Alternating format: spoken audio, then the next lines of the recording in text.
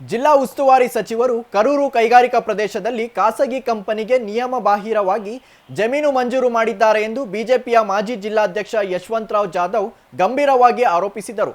ಸುದ್ದಿಗೋಷ್ಠಿಯಲ್ಲಿ ಮಾತನಾಡಿದ ಅವರು, ದಾವಣಗೆರೆ ನಗರದ ಕರೂರು ಕೈಗಾರಿಕಾ ಪ್ರದೇಶವನ್ನು 2005-6ನೇ ಸಾಲಿನಲ್ಲಿ ಅಭಿವೃದ್ಧಿಪಡಿಸಲಾಗಿದ್ದು, ಒಟ್ಟು 102.76 ಎಕರೆ ಪ್ರದೇಶದಲ್ಲಿ 217 ಘಟಕಗಳಿಗೆ ನಿವೇಶನಗಳನ್ನಾಗಿ ಮಾಡಿ ಹಂಚಿಕೆ ಮಾಡಲಾಗಿದ್ದು, ಉಳಿದ ಪ್ರದೇಶವನ್ನು ಮಹಾನಗರ ಪಾಲಿಕೆಗೆ ಹಸ್ತಾಂತರಿಸಲಾಗಿದೆ.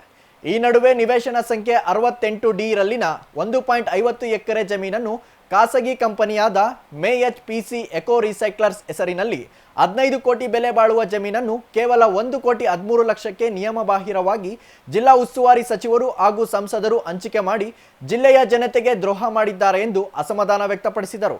ಕೂಡಲೇ ಜಿಲ್ಲಾಧಿಕಾರಿಗಳು ಈ ಆದೇಶವನ್ನು ರದ್ದು ಮಾಡಬೇಕು, ಇಲ್ಲವಾದರೆ ಆಗಸ್ಟ್ 11ರಿಂದ ನಡೆಯುವ ವಿಧಾನಮಂಡಲ ಅಧಿವೇಶನದಲ್ಲಿ ಈ ಬಗ್ಗೆ ವಿಷಯ ಮಂಡನೆ ಮಾಡುವ ಜೊತೆಗೆ ಹೋರಾಟ ಹಮ್ಮಿಕೊಳ್ಳಲಾಗುವುದು ಎಂದು ಎಚ್ಚರಿಕೆ ನೀಡಿದರು. ಸುದ್ದಿಗೋಷ್ಠಿಯಲ್ಲಿ ಅಣಬೇರು ಜೀವನ್ಮೂರ್ತಿ, 6ನೇ ಮೈಲಿಕಲ್ಲು ವಿಜಯಕುಮಾರ್, ರಾಜನಹಳ್ಳಿ ಶಿವಕುಮಾರ್, ಟಿಂಕರ್ ಮಂಜಣ್ಣ, ಜಿ ಕಿಶೋರ್ ಕುಮಾರ್, ಗೋವಿಂದರಾಜ್, ಶಂಕರಗೌಡ ಬಿರಾದರ್ ಇತರರು ಇದ್ದರು. ದಾವಣಗೆರೆ ಕರೂರು ಪ್ರದೇಶದಲ್ಲಿ ಕೆಇಡಿಬಿ ವತಿಯಿಂದ 102.76 ಎಕರೆ ಪ್ರದೇಶವನ್ನು ಅಭಿವೃದ್ಧಿಪಡಿಸಿ 217 ಘಟಕಗಳನ್ನು ನಿವೇಶನ ಹಂಚಿಕೆ ಮಾಡಲಾಗಿದೆ. ಅದಾದ ಮೇಲೂ ಸಹಿತ ಸುಮಾರು 1.50 ಎಕರೆ ಜಮೀನು ಘನತ್ಯಾಜ್ಯ ವಿಲೇವಾರಿ ಘಟಕಕ್ಕೆ ಕಾಯ್ದಿರಿಸಿದ್ರನ್ನ ಮಹಾನಗರ ಪಾಲಿಕೆಗೆ ಹಸ್ತಾಂತರ ಮಾಡಿದ್ದಾರೆ. ಮಹಾನಗರ ಪಾಲಿಕೆಗೆ ಹಸ್ತಾಂತರ ಆಗಿರ್ತಕ್ಕಂಥ ಘನತ್ಯಾಜ್ಯ ವಿಲೇವಾರಿ ಘಟಕದ ಜಾಗವನ್ನು ದಿನಾಂಕ 9/9/2024ರಂದು HPC ಎಕೋ ರಿಸ್ಲೆಕ್ಸರ್ ಕಂಪ್ನಿ ಒಂದು ಅರ್ಜಿಯನ್ನು ಕೊಡ್ತಾರೆ. ನಮಗೆ ಘನತ್ಯಾಜ್ಯ ವಿಲೇವಾರಿ ಘಟಕ ಸ್ಥಾಪನೆ ಮಾಡೋದಕ್ಕೆ ನಮಗೆ ಜಾಗ ಮಂಜೂರು ಮಾಡಿಕೊಡ್ರಿ 9/9/2024 ಕೇವಲ ಒಂದೇ ದಿವಸದಲ್ಲಿ 10/9/2024ಕ್ಕೆ ಮೀಟಿಂಗ್ನ ಸಿಂಗಲ್ ವಿಂಡೋ ಮೀಟಿಂಗ್ನ ಕರೆದು ಅಲ್ಲಿ 1.5 ಎಕರೆ ಜಾಗವನ್ನು ಸುಮಾರು 1,13,00,000ಕ್ಕೆ ಸ್ಯಾಂಕ್ಷನ್ ಮಾಡ್ತಾರೆ. ಅದರ ಜೊತೆಗೆ ನಮ್ಮ ಕಾರ್ಪೊರೇಷನ್ ವತಿಯಿಂದ ಆ ಮೀಟಿಂಗ್ನಾಗೆ ಮಹಾನಗರ ಪಾಲಿಕೆ ಆಯುಕ್ತರು ಸಭೆಗೆ ಗಮನಕ್ಕೆ ತರ್ತಾರೆ.